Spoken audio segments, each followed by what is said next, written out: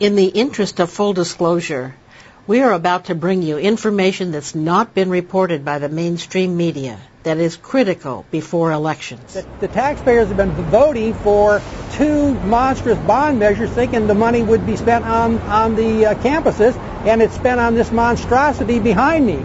They use school bond money to originally lease this building. They use school bond money to renovate this building. They're using more school bond money on it. Pat Owens is a former member of the Los Angeles Community College Board of Trustees and a former instructor for the district. He is so frustrated with the administrative spending policies of the LACCD board that he's running a slate of candidates against the sitting incumbents. I believe we could have nipped it in the bud if I could have got the district attorney off their butts when I was a board member. But time has marched on, and I think that they thought I'd forget about it. Well, I ain't never going to forget about it, and our team is going to win. Who is this team? Here they are, and what they plan to accomplish if they're elected. We'll start with Roy Burns. One of the first things I would call for if I was elected is a full audit. I want to know where that money is, where it's gone, and where it's going. And until we have that audit, and until we bring in people to stress the need to push the money towards education and not towards putting a nice office together for an administrator, only then will we have good education in our system. Hector Gurule is concerned with the changes the current board is making in the curriculum. The current board is also talking about cutting vocational classes, which I'm very much against. I believe that vocational classes are a key part for people being turned out as skilled laborers versus someone who basically goes and gets a minimum wage job.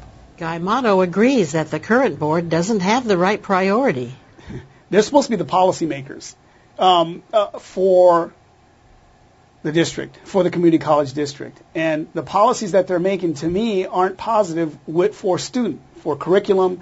They're making policies, in my view, that benefit administration, that benefit them. The lavish Taj Mahal building, everything to me is to benefit the trustees. My role would be to take care of the lives and the well-being of the students and the teachers. Jozeph Essavi also wants to focus on the classroom. According to him, the students and teachers are what is important.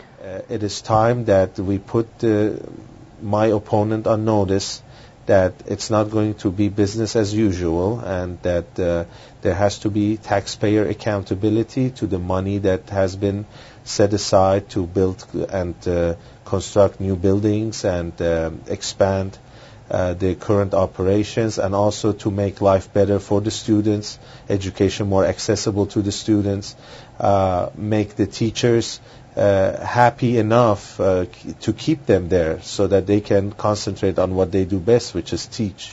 Pat Owens explained how the recent resignation of Board President Michael Waxman was choreographed specifically to maintain control of the board. Yeah, my friends told me at LA Trade Tech a half an hour ago that Leon Merzillier would get Waxman's seat because of the fact that he's a former president of the AFT Guild, and they want to make sure that all that information and all the decisions stay in-house right behind me. Candidate Joseph Essavi agrees that the resignation was manipulated. The timing of his resignation is a little questionable at best. This current board will use the excuse of the cost of having a special election to fill his seat. Basically, they will use that excuse to say no.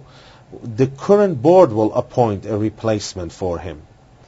Somebody that, again, will rubber stamp what has been rubber stamped up to this point. Mr. Owens explains that the internal politics of the LA Community College Board is controlled by the American Federation of Teachers, that's AFT Guild.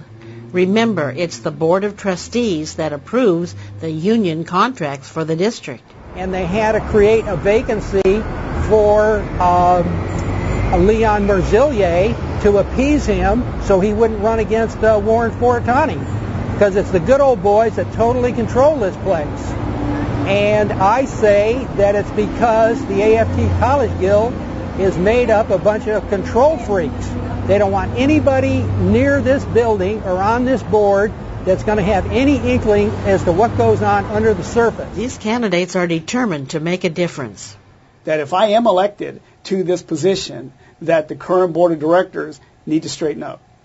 Need to straighten up real quick, or they'll face the same ending that I left the water district with, and that's an investigation from the Public Integrity Unit of the LA County District Attorney's Office. And that's my promise, on my name. For the background and details on all the issues raised here, please watch the full programs by clicking on the links for both Part 1 and Part 2 here on this page, and then participate in our survey. Thank you.